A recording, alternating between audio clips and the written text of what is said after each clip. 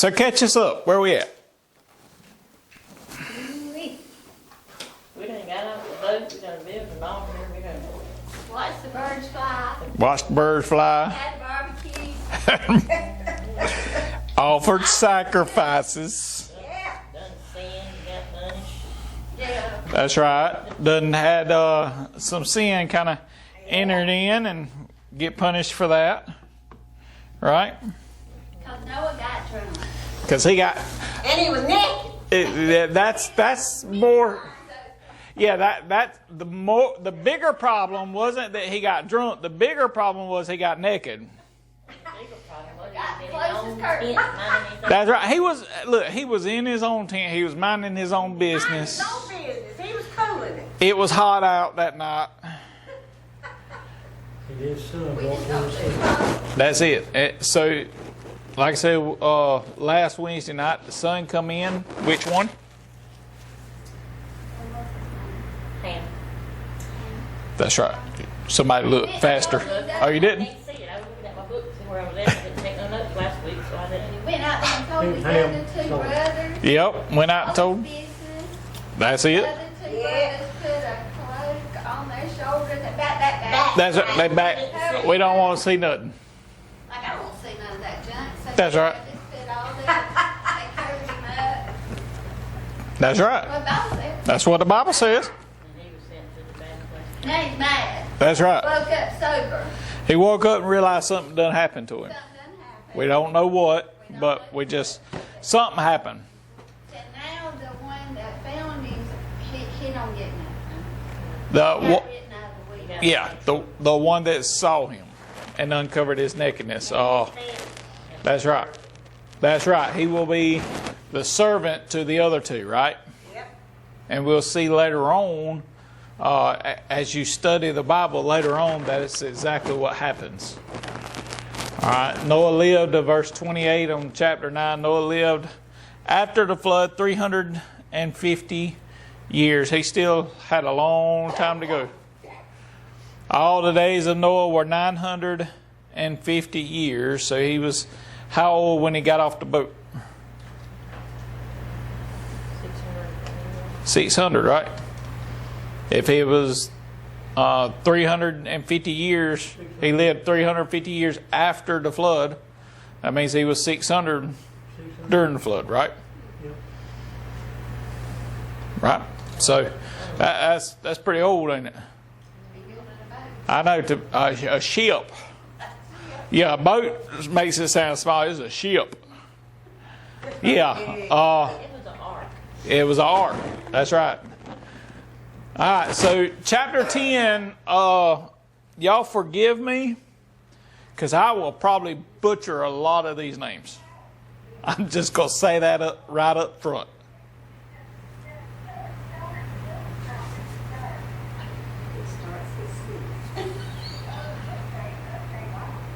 Hey, baby Ann!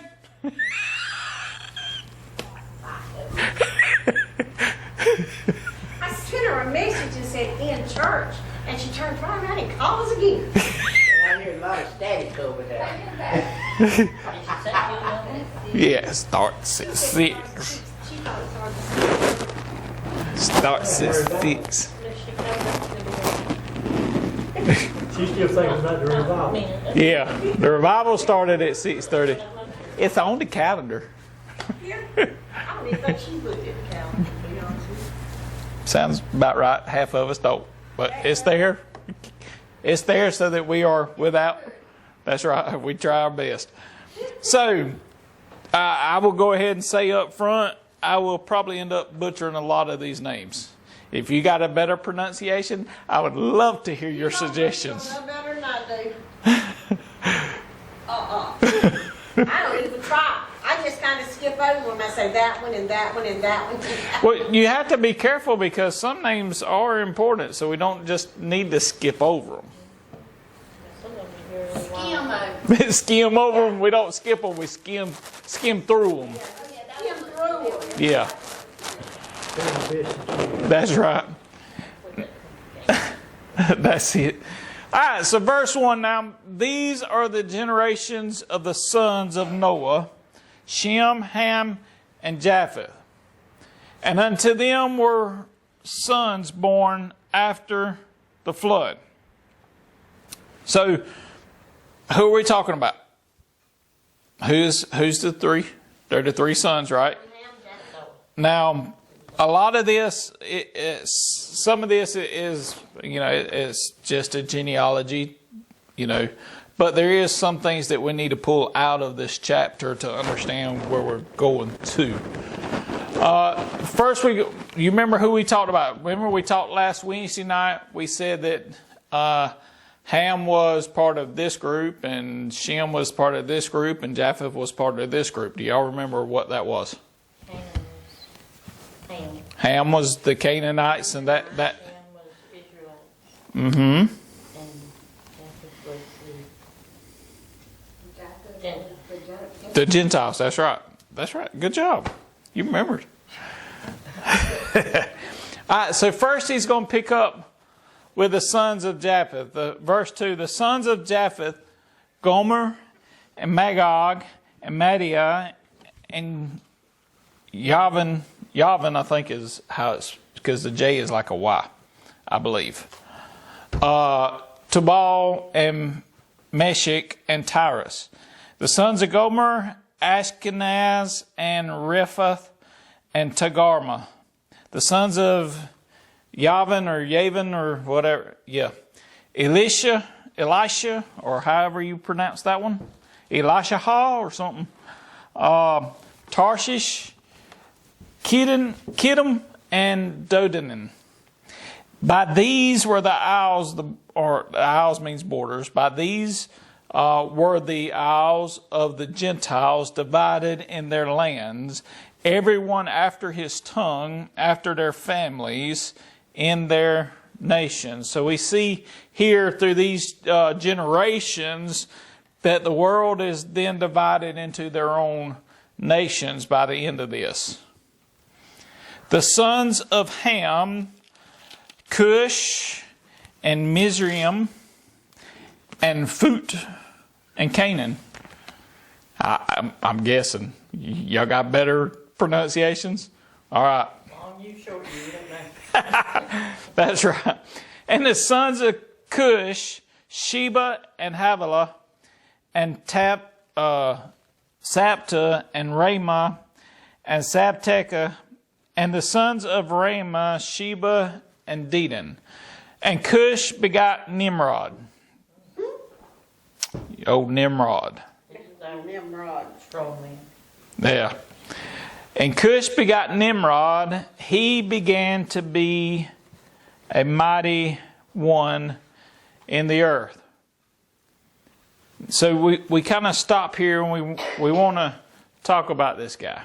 Yeah, because he's not the one that don't get nothing.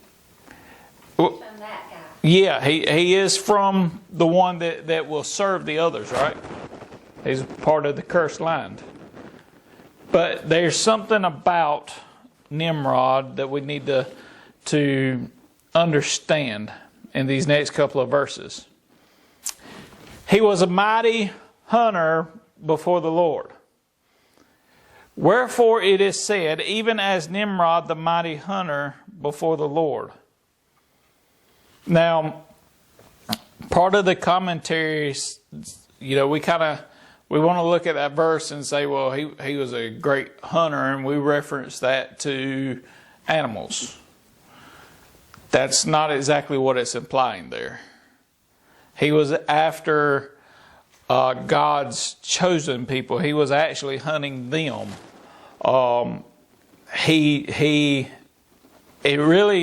Nimrod is one of the first ones that truly just straight out opposes God and opposes the Lord. That's why I named him Nimrod. That could be part of it. It is an insult. The name. Yeah. And here's in verse 10 is where you really want to understand from Nimrod. This is from the generations of Ham, from Nimrod, and the beginning of his kingdom was where? Yeah. Seems like in our reading, in our studying, that name comes up a little while later. Wanted to get up to heaven before we started. Yeah. Well, it goes on. Now, we all know what it's coming to and the famous tower and all. What else does Babel represent? I saw you raise your hand. It's going to represent the different languages and nations. Yeah, but well, all right. So let's go past that. What's some other things in the Bible that this is pointing to? Other than the tower. That you cannot go to heaven but one way, and that's through Jesus Christ. So they're Right. trying to build up Yeah. to the heaven, above the heavens. Well, that's still talking about the tower. Get past the tower. Let's get past the tower. How about the people? Let's get past all of this event that's coming up. Look several hundred years down. What is this the start of? Anybody got an idea? There's another town. Another town that has this name. Babylon? Babylon. So this is actually the start. Think of, what is Babylon a reference to? Throughout all of the Bible, the city of Babylon is literally the center of the opposition of God. All the way back, we see it in Daniel. If I remember right, Daniel was carried off to Babylon by the Babylonians. Shadrach, Meshach, Abednego, all of them. That happened in Babylon. Later on, we read it in Revelations. What does it say? That great city. Babylon has fallen. Right, which means it's still functioning. So in Revelation, is it talking about a city? It could be. Talking about a people. It's talking about people. Well, not just a people. It used to be a city Yeah. until the world became a one nation person. Right. It used to be you could not physically go to another nation. Mm-hmm. But now, Right. So, but is it talking about a town, or is it talking about a people, or is it talking about a spirit? yes, a people of a spirit. A spirit that is in opposition to Christ and to God, that we see all the way back right here. Which will bring the world to an end. Yes, it will, 100%. And we see that, just like we have in Revelation, just like we see that great city coming down, New Jerusalem, and just like on earth, God had Jerusalem and the Israelites as His people, so was Babylon a representative of Satan and evil, right? All throughout the Bible. Where did it start? Old Nimrod built him a city.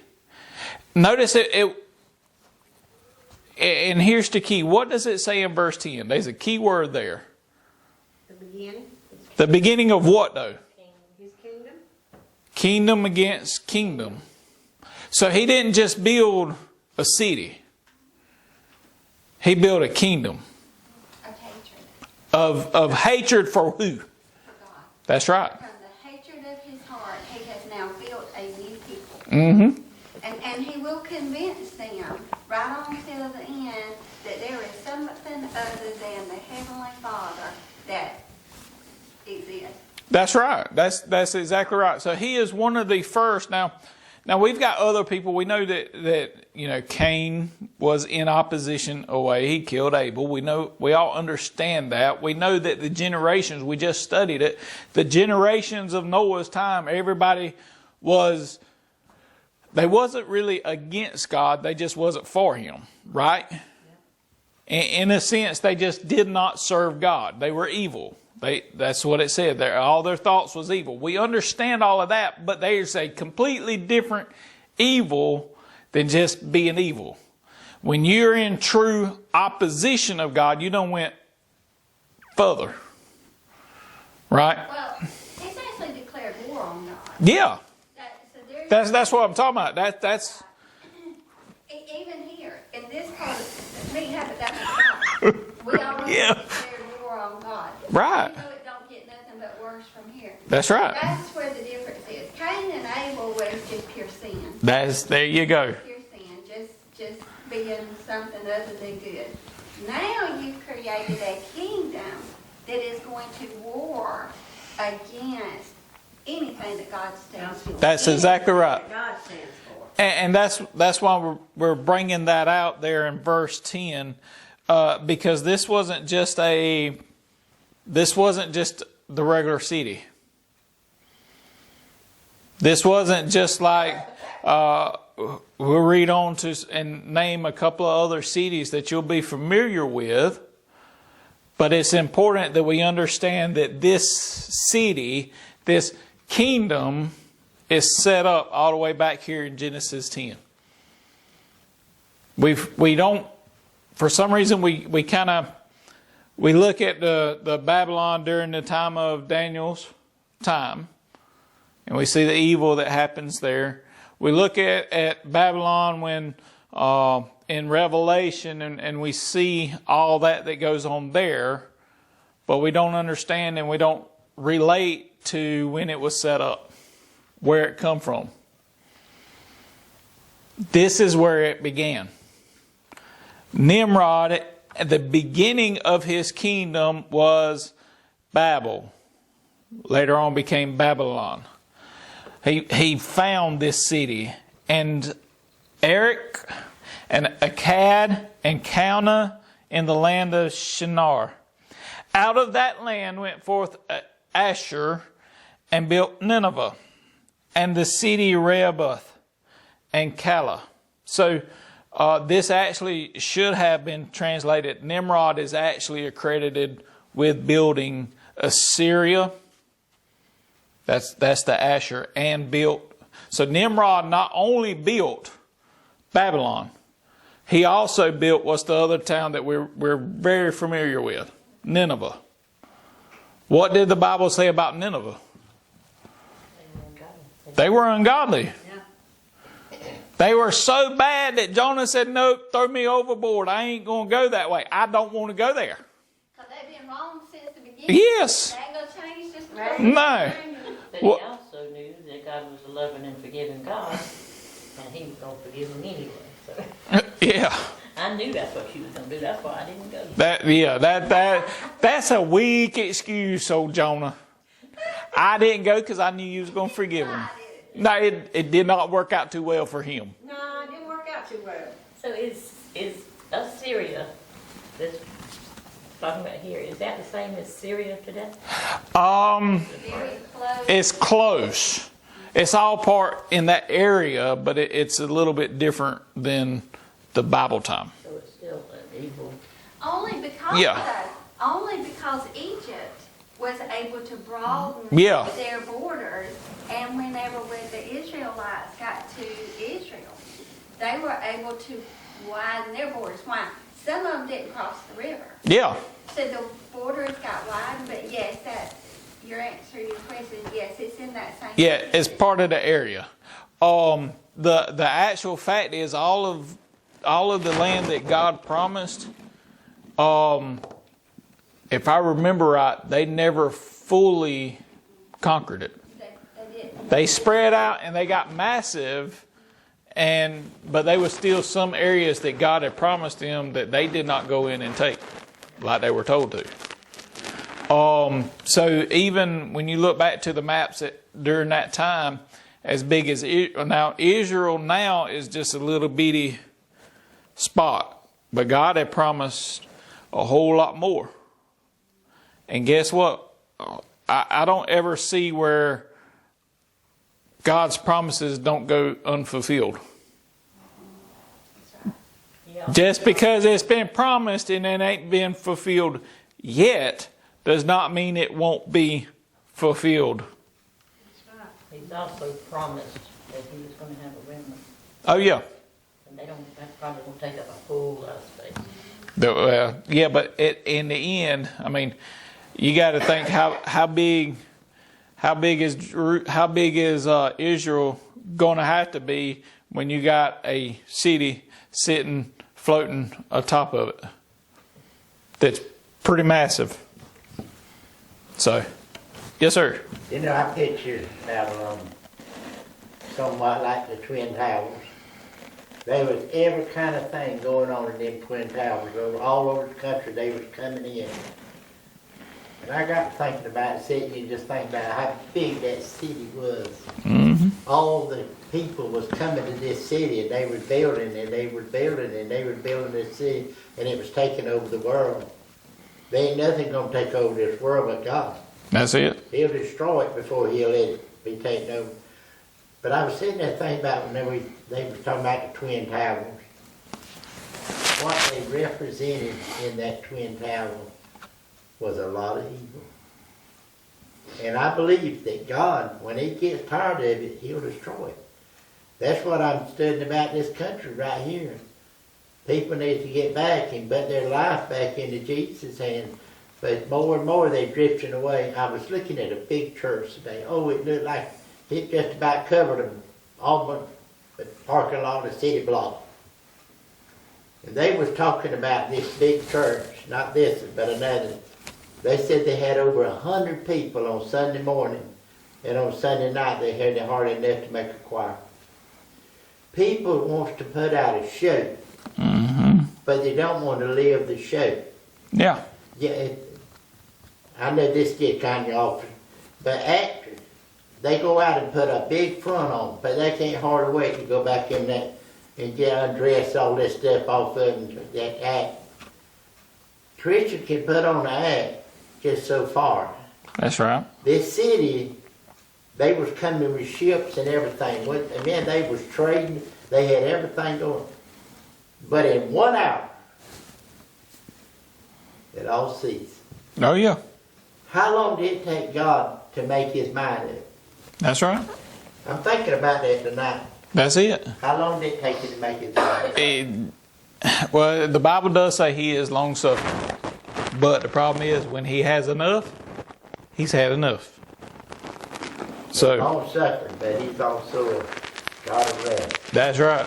He's So on his wrath. exactly right. So we see here that you have this Nimrod.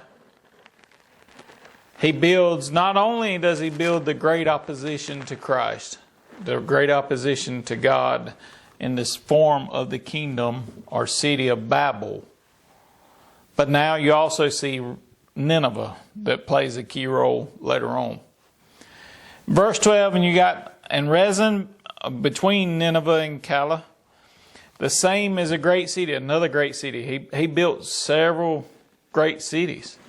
And Mizraim begot Ludim and Anamim and Lehabim and Naphtali and Pathrazim and Casluhim, out of whom came Philistim and Caphtorim.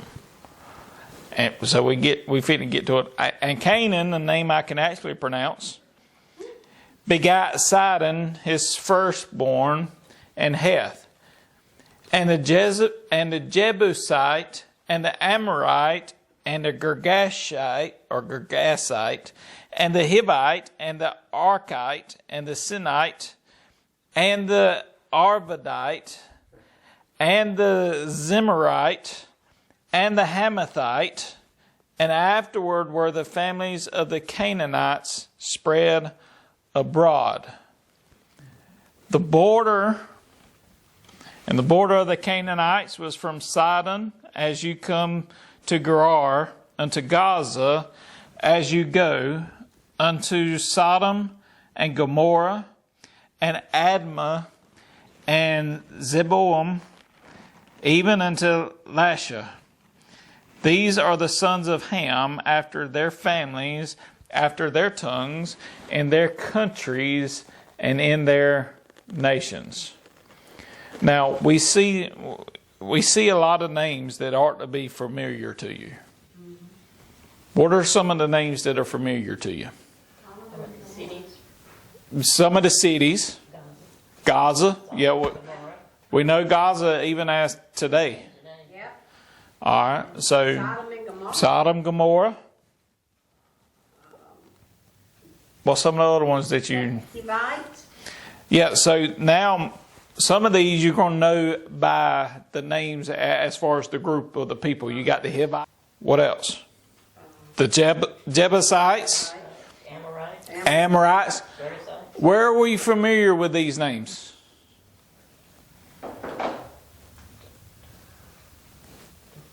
Are we not familiar? Where are we familiar?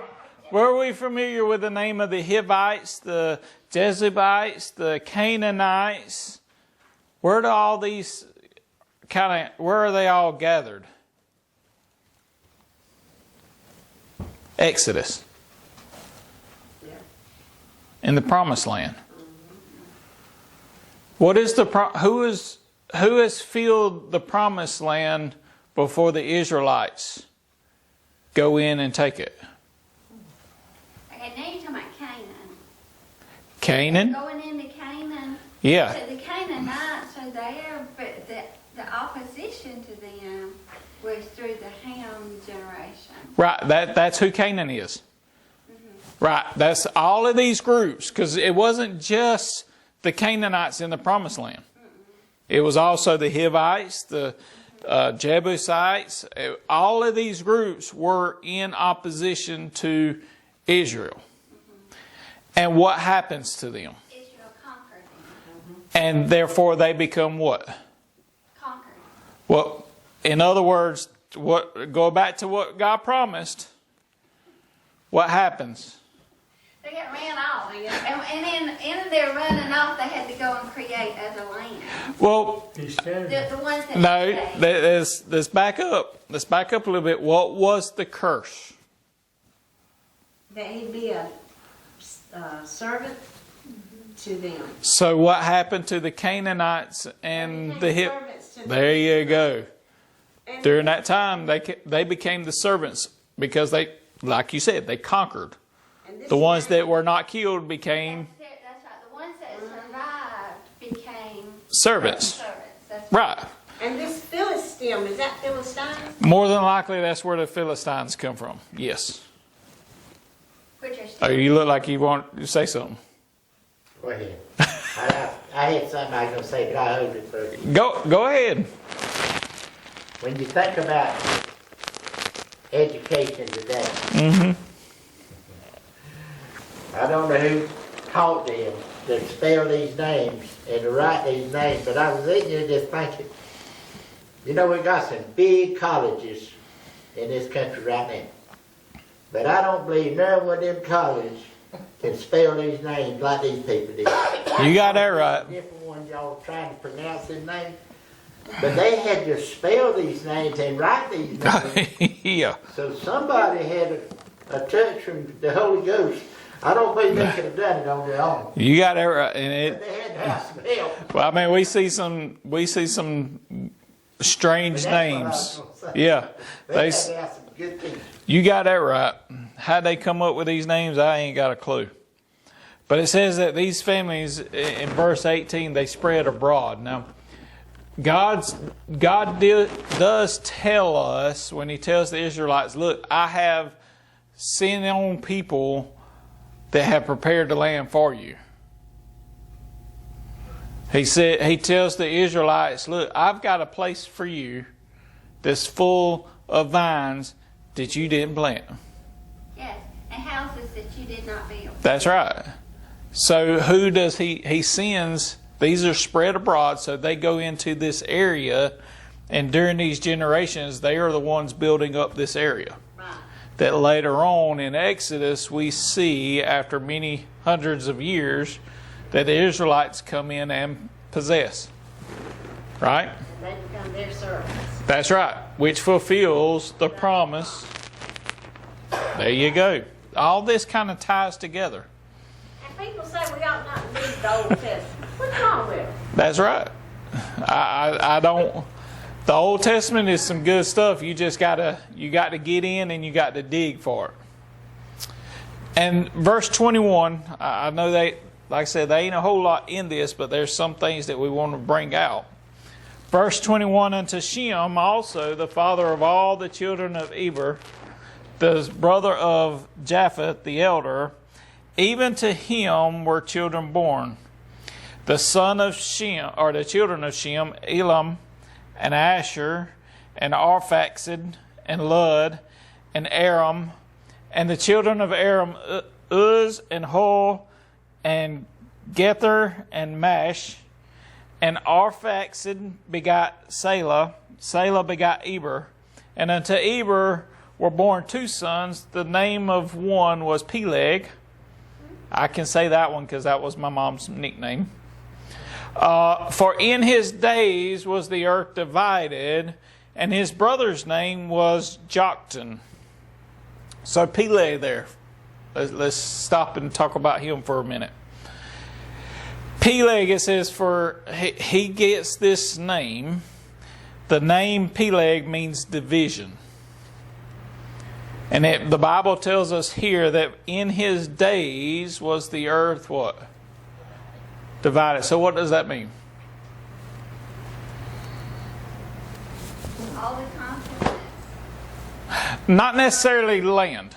well, continents were set up. Mm, Whenever, well, we got to get to the Tower of yeah, Babel. not necessarily. So what separated the continents was the flood. That's right. Right? So the continents are separated. So what would be divided during the time of Peleg? There we go. Which speaks of what time? This gives us a timeline. So what happens in the life of Peleg? The earth, it says the earth is divided. What event is coming up that's going to divide? Tower of Babel. There we go. That's right. That's where he puts them out on their. Divides the people. That's right. Right? So this earth here that it's talking about is not necessarily meaning the land. The people, the nations, the languages and all. During the time of Peleg, so this kind of sets us up for the next chapter.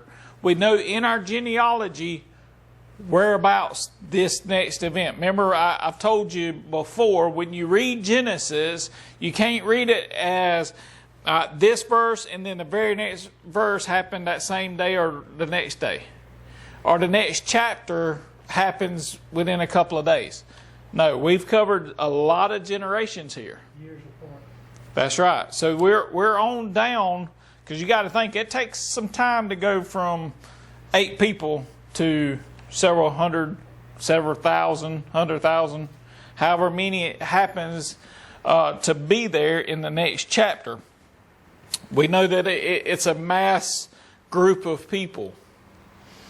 So we can't read just because we're 2 chapters away from the flood.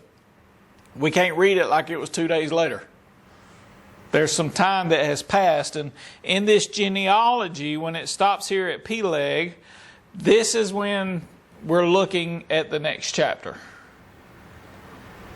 Because the earth is going to be divided.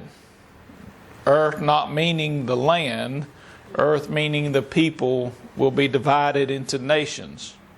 The first 11 chapters span over 2,000 years Yep.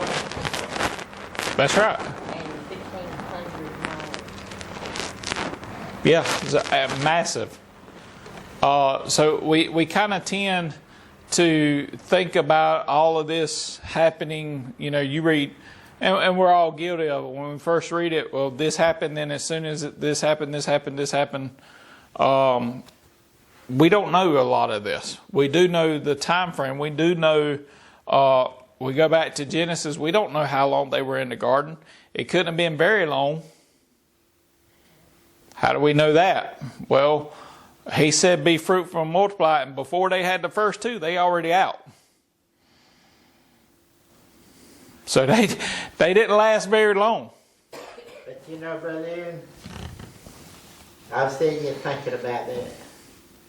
I was at a sale one night. Don't fight no fly. I bought 67 head of shirts and didn't know I bought them till the sale was over. They You went to supposed load them on the trailer. supposed I to said, sit "No, on I your ain't hand." got-" He said, yes. I said, I ain't got a checkbook with me, so don't worry about it. Feed them out, bring them back. We'll buy back when they get number one. So you better be careful when you're waving your hand. Oh yeah, you go to an auction, you better sit on them. It didn't take them long to find out that they could have a bigger generation. Yeah, You was talking about how long did it take. When you think about the joy of God's blessings on this world, be fruitful and Yeah. multiply. that's right. But the multiplication become a wave of the hand. God does not please with that. He expects every man to recognize his Savior, That's right. his love, his provider. And whenever I was sitting here thinking about that so strong, it didn't take them long to find out what evil was. Oh yeah, they learned it. Well, I mean, right after. That's what's happened in our country today. Yeah. They found out they can bring evil into the church. God ain't pleased with that. No. Why would he be pleased with that? Because it's the house of prayer. Yeah, that's right. So we see here that during this time, during the time of Peleg, it's laid out that this is where, in our genealogy, that the Tower of Babel takes place. There's going to be a great dividing. In verse 26, and Joktan begot Almadad, and Sheleph, and Hazar Marvith, and Jerah. I hear y'all laughing. Y'all ought to try it. Y'all want to read the rest of the verses? And Hadaram, and Uziel, and Diklah, and Obal, and Abimael, and Sheba, and Ophir, Havilah, and Jobab. All these were the sons of Joktan. Their dwellings was from Mesha as you go unto Sephir, a mount of the east. These are the sons of Shem after their families, after their tongues, in the lands after their nations. These are the families of the sons of Noah after their generations in their nations, their own nations. And by these were the nations divided in the earth after the flood. There's a lot in there as far as the different names, as far as the different towns, but the ones that we need to be focused on as you move forward and as you read the rest of the Bible, and the ones you need to be remembered of and reminded of to keep focus is verse 9 and 10. Nimrod begins Babel. More specifically, not just dealing with the Tower of Babel, but dealing with that city called Babylon, because you see it pop up time and time and time again. When you go on, you see the towns and you see these groups of people, because they're all named after these areas. Canaanites are from Canaan. Jebusites are from the Jebusite. The Amorites are from Amorite, the town. All of these are descendants. They become, especially that group, they become opposers, the opposition of God and God's chosen people. Especially when you move into where you see the Canaanites and everything that takes place. And I believe it's in Numbers when they are in Joshua when they actually go in to take over the promised land. You see a lot of these names pop up, and that's very important so that you know where they came from. Because you already, if you know where they came from and you know the promise that God gave, the curse that God placed on the Ham, then you know what's going to be the end result of these people. Even all the way, we named it a while ago, Philistium, or however you pronounce it, more than likely could have been the start of the Philistines.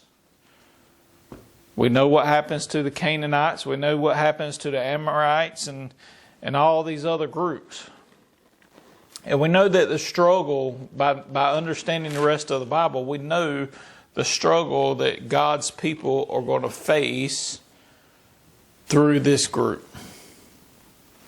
But God has promised in the very beginning of it, at Noah, He promised that that the group of Shem and Japheth would overcome the group of Ham. Right?